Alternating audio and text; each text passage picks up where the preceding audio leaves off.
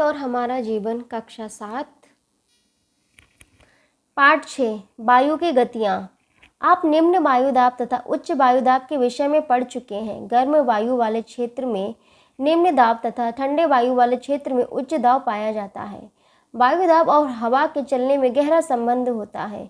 वायु सदैव उच्च वायुदाब क्षेत्र से निम्न वायुदाब क्षेत्र की ओर चलती है। पृथ्वी के धरातल के निकट वायु की इस क्षैतिज गति को हवा या पवन कहते हैं। पवन दिशा संबंधी सिद्धांत। धरातल पर चलने वाली पवनों की दिशा वायुदाब में अंतर और पृथ्वी के घूर्णन गति द्वारा निर्धारित होती है।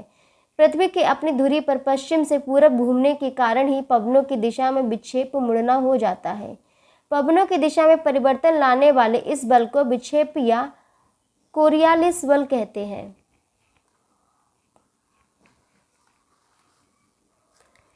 वायु के अपने मार्ग से विचलित होने की प्रक्रिया को विक्षेपण कहते हैं। इस विक्षेपण बल के कारण उत्तरी गोलार्ध में सभी पवनें अपनी दिशा से दाहिनी पश्चिमी ओर तथा दक्षिणी गोलार्ध में बाई पश्चिमी ओर मुड़ जाती हैं। इसी आधार पर फेरल नामक विद्वान ने पवन की दिशा संबंधी अपने मत का प्रतिपादन किया। पवन के प्रकार। किसी स्थान विशेष में चलने वाले विशिष्ट हवाओं को स्थानीय पवन कहते हैं। स्थल से जल तथा जल से स्थल की ओर चलने वाली पवनों को क्रमशः स्थलीय तथा जलीय समीर कहते हैं। पवन जिस दिशा व जगह से शुरू होती है उसका नाम उसी दिशा के नाम पर पड़ जाता है। ऐसी पवन जो वर्ष भर एक निश्चित दिशा में चलती है ग्रहीय पवन या स्थायी पवन कहलाती है। इसके विपरीत जिन पवनों की दिशा में मौसम के अनुसार परिवर्तन होता रहता है उन्हें मानसूनी या मौसमी पवनें कहते हैं। इस तरह पवनों को दो वर्गों में रखा जाता है। पहला सनातनी या स्थायी या नियतवाही पवनें, दूसरी अनिश्चित या अस्थायी या अनियतवाही पवनें। पवनों के प्रकार। स्थायी या नियतवाही और दूसरा है अस्थायी या अनियतवाही। तो स्थायी 3 तरह की होती हैं, व्यापारिक, पछुआ, ध्रुवीय। अस्थायी ये 3 तरह की होती है, मानसूनी, स्थानीय, समीर। मानसूनी 2 तरह की होती हैं, ग्रीष्मकालीन, शीतकालीन, और स्थानीय 4 तरह की हैं, चिनूक, सिरोको, बोरा, लू। और समीर 2 तरह की हैं, स्थल और जल। तो सबसे पहले पवनों के प्रकार में पहला हम स्थायी या नियतवाही पवनें पढ़ेंगे। इन पवनों की दिशा वर्ष भर प्रायः समान रहती है। इनका वितरण पूरे ग्लोब पर होता है। इनकी उत्पत्ति संपूर्ण ग्लोब के तापक्रम तथा पृथ्वी के घूर्णन से उत्पन्न उच्च वायुदाब तथा निम्न वायुदाब से संबंधित है। अतः इनको ग्रहीय पवनें भी कहा जाता है। इनमें प्रमुख है व्यापारिक पवन, पछुआ पवन व तथा ध्रुवीय पवन। व्यापारिक पवन, ट्रेड विंड।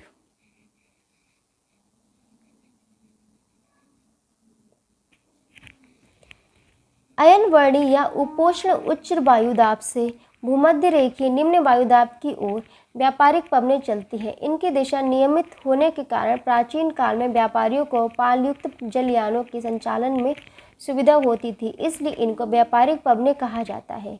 फेरल के नियमानुसार उत्तरी गोलार्ध में इनकी दिशा उत्तर पूर्व से दक्षिण पश्चिम तथा दक्षिणी गोलार्ध में दक्षिण पूर्व से उत्तर पश्चिम होती है। पछुआ पवन, वेस्टर्ली पवन। उपोष्ण उच्च वायुदाब से उपध्रुवीय निम्न वायुदाब के बीच दोनों गोलार्धों में चलने वाले स्थायी पवन को पछुआ पवन कहते हैं। इनकी दिशा उत्तरी गोलार्ध में दक्षिणी पश्चिम से उत्तर पूर्व तथा दक्षिणी गोलार्ध में उत्तर पश्चिम से दक्षिण पूर्व की ओर होती है। अब ये चित्र देखिए। पृथ्वी पर वायुदाब की पेटियां एवं ग्रहणीय पवनें ये देखिए कैसे चल रही हैं। एक तो ये ऐसे करके जा रहा है ये निशान, ठीक है, और ये वाला निशान ऐसे जा रहा है। तो पहला है ध्रुवीय उच्च वायुदाब और उत्तरी ध्रुवीय पवनें, ये नीचे की तरफ जा रही हैं, निम्न वायुदाब है। उसके बाद है दक्षिण पश्चिमी पवनें उच्च वायुदाब पर, और उत्तर पूर्वी स्थायी पवनें विषुवत रेखीय निम्न वायुदाब है। और फिर है दक्षिण पूर्वी स्थायी पवनें उच्च वायुदाब, उत्तर पश्चिमी पवनें निम्न वायुदाब, दक्षिणी ध्रुवीय पवनें और ध्रुवीय उच्च वायुदाब। ध्रुवीय पवन, पोलर विंड।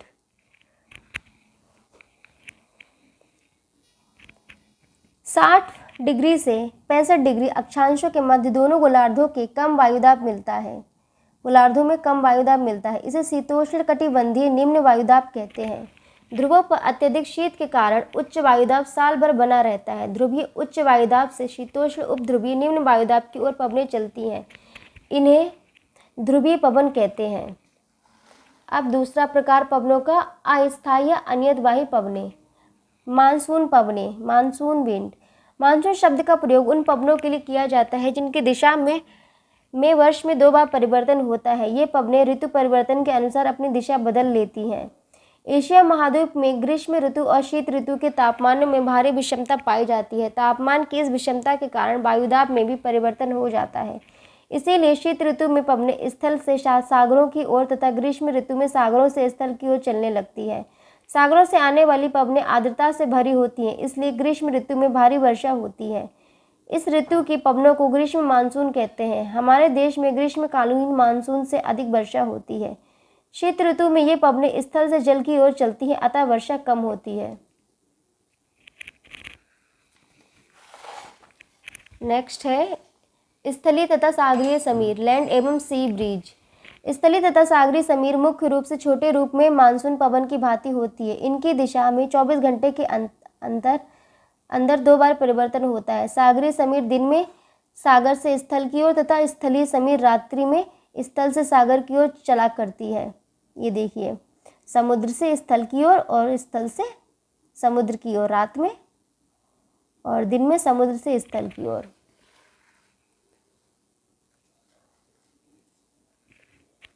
स्थलीय तथा सागरीय समीर के चलने का एकमात्र कारण स्थल तथा जल का गर्म तथा ठंडा होने में परस्पर विरोधी स्वभाव का होना है। दिन के समय स्थलीय भाग सागर की अपेक्षा जल्दी गर्म हो जाता है। स्थल के ऊपर की वायु गर्म होकर उड़ने लगती है।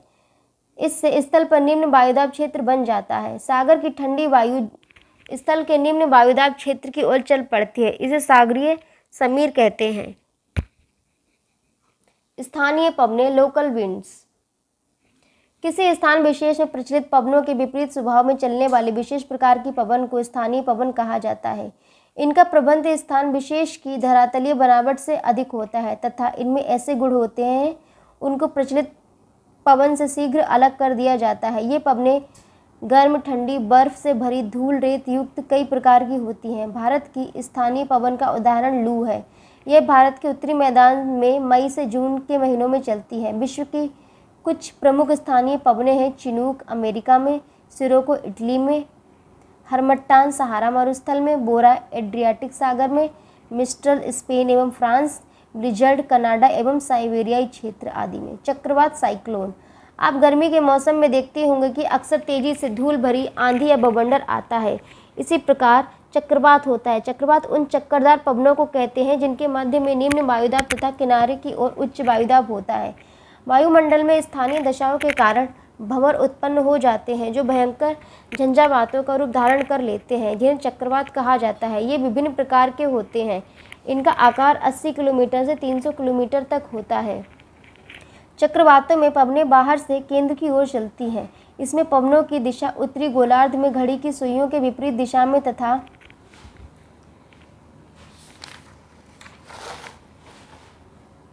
दक्षिणी गोलार्ध में घड़ी की सुइयों की दिशा में होती है। इधर ये रह गया था पैराग्राफ, इसे भी जानें।